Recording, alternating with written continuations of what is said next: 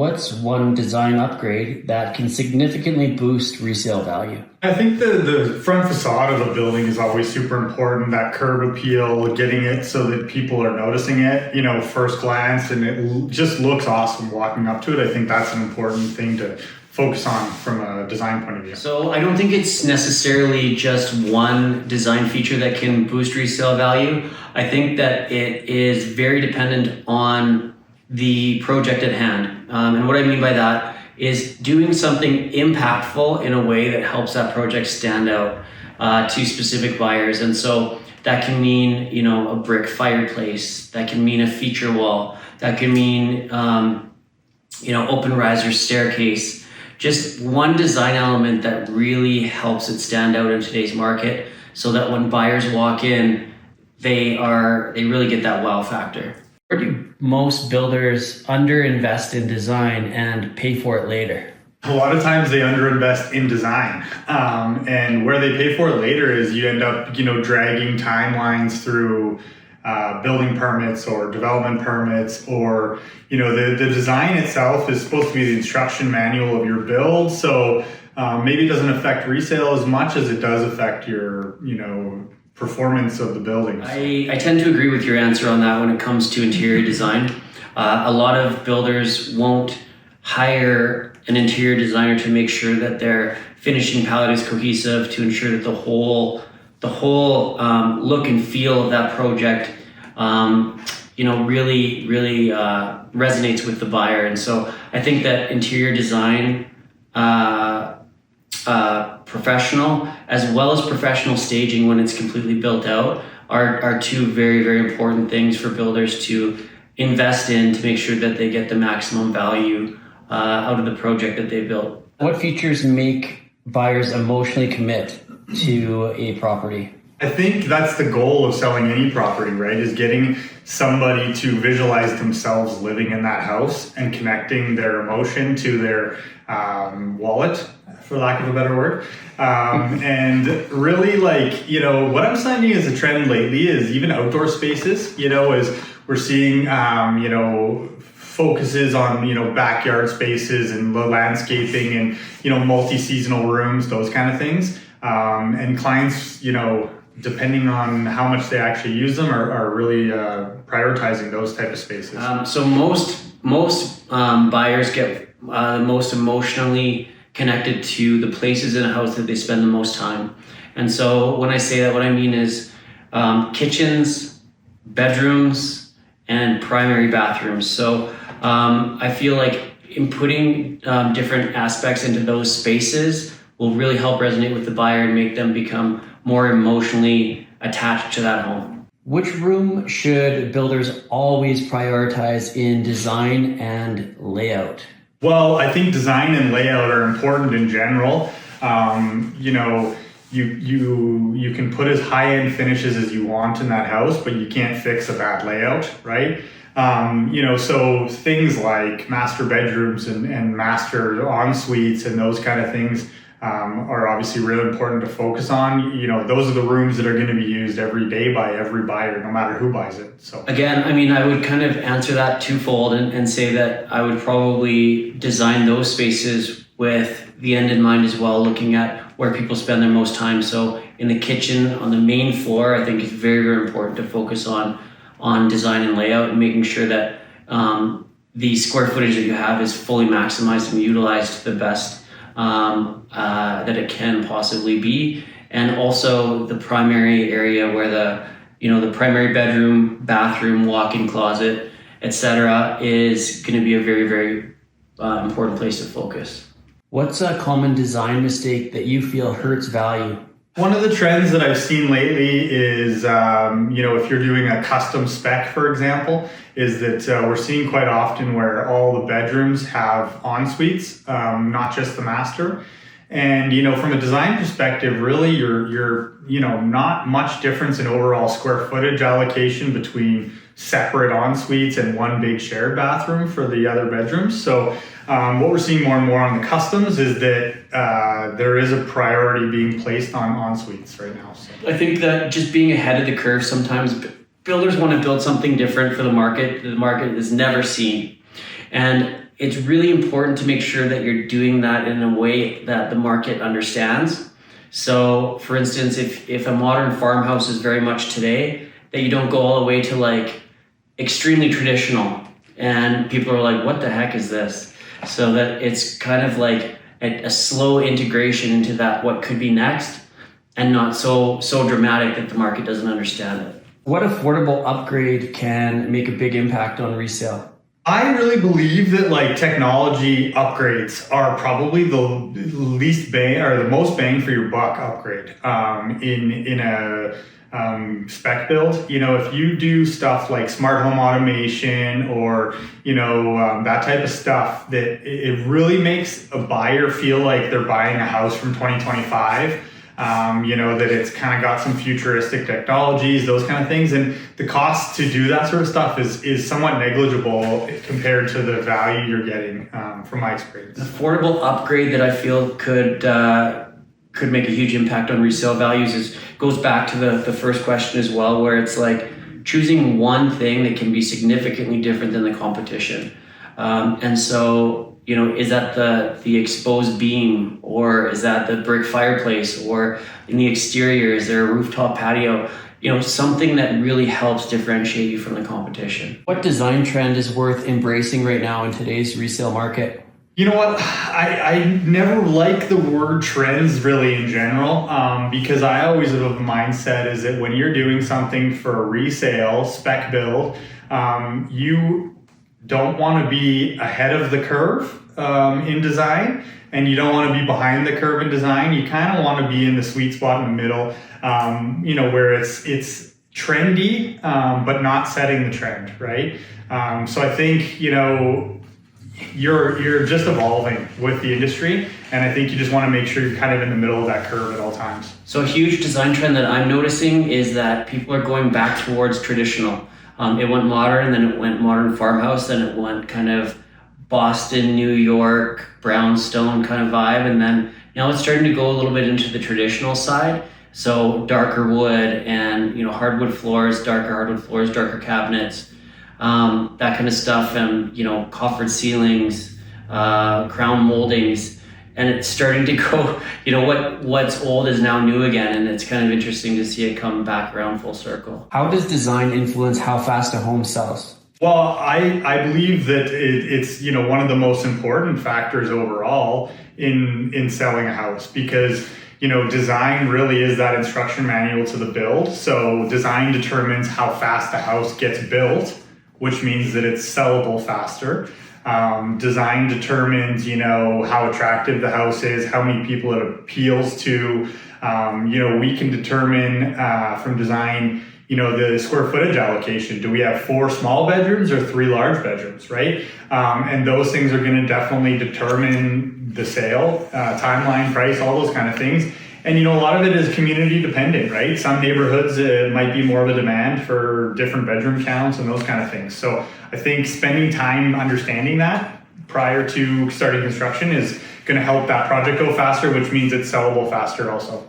Design has a huge impact on days on market. And if it's a design that's too far ahead of the trend that people don't understand, it's going to really have a negative impact on the days on market. And if it's too far behind the trend, so if things are going traditional now and people are just going ultra modern, people won't understand that either. So just finding that sweet spot and making sure that it's something that the market understands and still finds very exciting. What's one upgrade that builders often skip but probably shouldn't? I really believe that a lot of builders think that their cousin, wife, whatever is really good at interior design and has a sharp eye for style.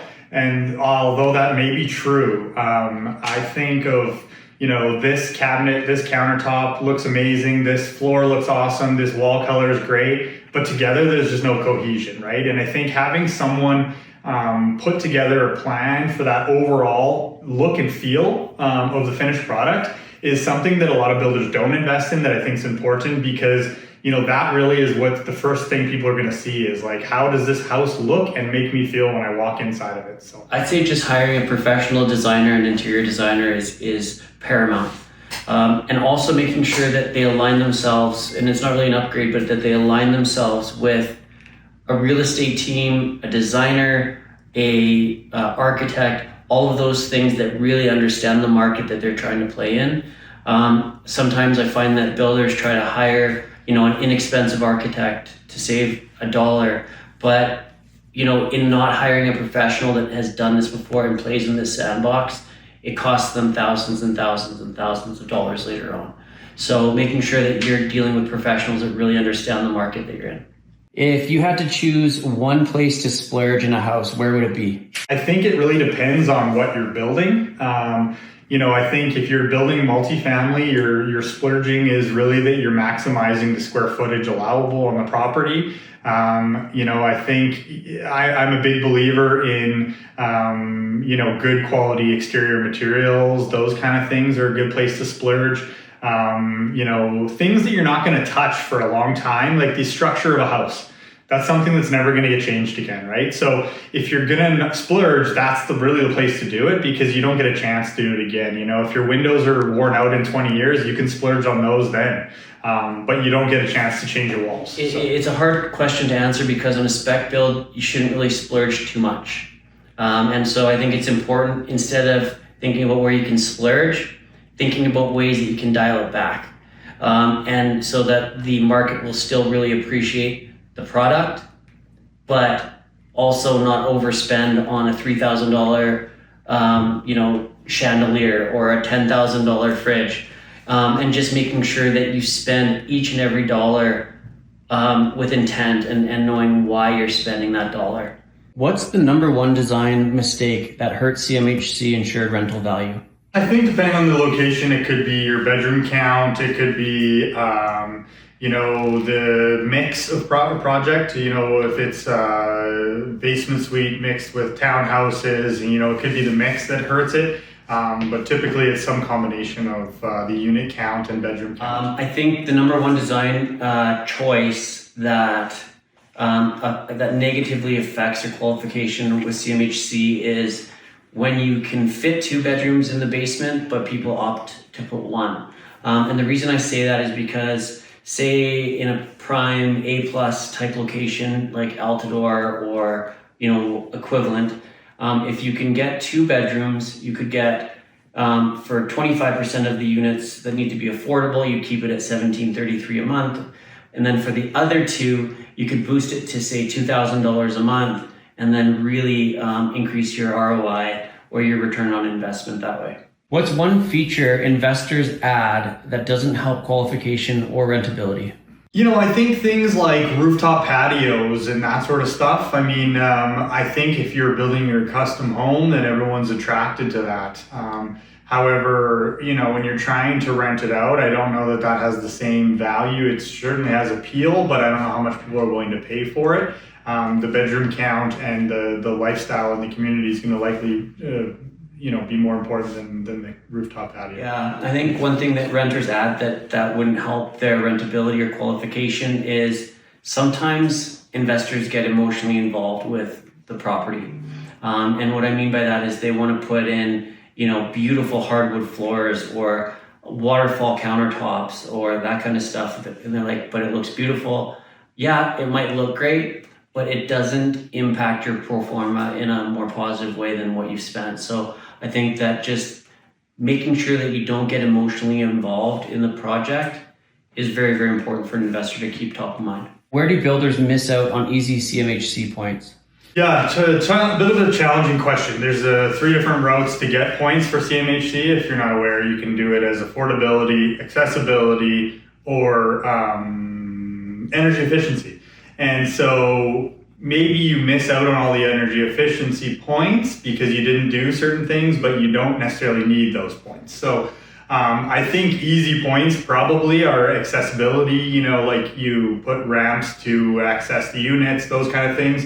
You're doing ADA washrooms and those type of things. So you're sacrificing a little square footage potentially for that. Energy efficiency is another good one. Sometimes you can do some really easy energy efficiency upgrades to boost some points if you need them. And that typically is probably the last thing builders focus on. to get points. So what's one layout flaw that hurts rentability or tenant satisfaction? sometimes it's, the bedroom count becomes so important in order to get your rental rates up, is that sometimes you do more bedrooms than you should, for example. Just because you can fit 3 bedrooms doesn't mean you should fit 3 bedrooms. Sometimes your rental rate for 2 large bedrooms may be more than 3 small bedrooms, right? So I think really understanding the community you're building in and the rental rates within that location are going to help determine the right path there. One layout flaw that I can think of that builders sometimes do is they do say 2-bedroom upper suite. And the reason why that's a negative is because it can negatively affect your rental pool and the type of renters that you can attract. And so usually you want to attract families that have a budget for housing that's slightly higher. Maybe it can attract families that have 2 or 3 children and that sort of thing. So I think just keeping in mind your bedroom count is really important. Where do investors overspend thinking it'll help the pro forma, but it actually doesn't? I think a lot of people, it depends on the location, right? But a lot of times such shiny objects, for lack of a better word, sparkly countertops or, light fixtures are things that initially attract people to drawn to houses. But I think a lot of times builders focus on those type of more, visual upgrades. What's a low cost feature that actually helps MLI Select qualification? Well, we kind of talked about it on the other qualification categories. I think, upgrading your windows is probably going to be somewhat of a low cost upgrade in those buildings. I mean, you typically aren't having a whole bunch of, big glass walls in a multifamily build. So I think energy efficiency is probably the easiest and most cost effective way to, add more points without adding more bedrooms and square footage. So. A low-cost feature that affects MLI Select qualification would be as simple as putting in a ramp for handicap access. You can just build a nice, easy, basic ramp, and that will help your points towards your qualification with CMHC. What is one mistake that kills NOI on new rental projects? I think in general, underestimating vacancy is obviously huge, and probably overestimating rental rates is the other side of it. And, I think the best performers are conservative on both of those calculations. So. Yeah, I think just keeping things in mind like maintenance items such as, kitchen materials and so on and so forth. So, choosing items or materials that are going to be durable and stand the test of time so that you're not constantly upgrading and, replacing items throughout the years, adding to those maintenance costs. What finishes or features help you charge more rent without blowing your budget? Well, we talked about it briefly. I think a good, comfortable bedroom size is going to get you, or living room sizes or those kind of things are going to give you, longer term renters. They're going to be happy with the space. It's more of a longer term lifestyle for people if you can accommodate, more of their needs within the building. I think just making sure that you design a product that is attractive, but also isn't so outrageous that it costs more money to build. So I think just things as simple as, choosing nice material for the finishing, like a nice clean quartz countertop, maybe doing a nice neutral LVP or luxury vinyl plank flooring system, and just really nice clean finishing materials. What's one must-have to future-proof a purpose-built rental? I really think that we're seeing a lot of these go to at least rough in of EV. Electric vehicle stuff. I'm not sure that I believe that's necessarily future-proofing them, but it's an attempt to, address potential future-proof. But I really believe in investing in the building envelope of a project. If that building is still there and performing well in 100 years, it's still going to have the same asset value, as far as it's still a valuable asset that still performs. So as we know, tenants can be hard on a space, and so it's important to make sure that you create design choices that stand the test of time. So basically things like building the quartz countertops up for backsplash so that it's more durable, and so that that if it gets dirty, you can easily wipe it down, and all that sort of stuff. And so I think another thing to keep in mind with tenants is water. And so a lot of times, tenants won't turn on the fan when they're having a shower and that sort of stuff. So just making sure that you put safety precautions in place as far as water goes with tenants. What's your golden rule when designing CMHC rental projects? I don't know that there is one golden rule. It really is community by community, both cities and local communities. I think what you're building, typically the golden rule is you want to get to a certain amount of bedroom count and you want to get to a certain amount of unit count per square footage of land to maximize the return on the performance. So not one specific golden rule, but I think in general you want to maximize what you can do on the property you have. I would say that design it as a purpose-built rental spec, but also design it with the end in mind, because in 10 years, you may want to condominiumize separate titles and sell them as individual units for people to move into as owners. So making sure that you design it in an impactful way that you can initiate that and make sure that you can carry that out in 10 years' time.